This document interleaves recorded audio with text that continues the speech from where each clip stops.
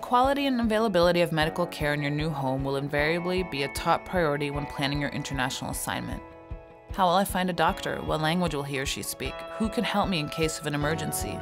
These are only few questions that may be on your mind. The city of St. Petersburg offers a mix of both public and private care, with standards at private clinics and hospitals that compare favorably with the most advanced practices in Europe. The majority of private healthcare providers in St. Petersburg are clinic-based. The city itself also hosts a private hospital, meaning that the majority of expatriates' medical concerns, from routine care to emergencies, can be adequately addressed through the private system. One of the more popular locations for treatment is the Medem clinic and hospital, which offers a full range of medical services including both outpatient and surgical care. 3 other clinics include Euromed, American Medical, and Skandanavia. They are smaller but also of a high international standard. Should a patient encounter unusual health issues that cannot be treated through the private system, clinic doctors will typically make a direct referral to a specialist at a government clinic. Medical care here, there are sort of private clinics in St. Petersburg, and I would recommend foreigners to go to them first and foremost. Well, we've had a chance to visit ER. Took us hours to be seen.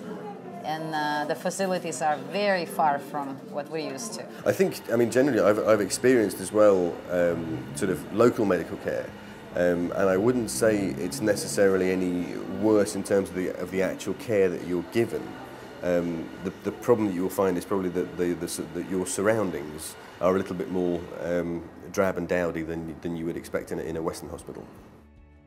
Emergency services are handled by both private and public hospitals.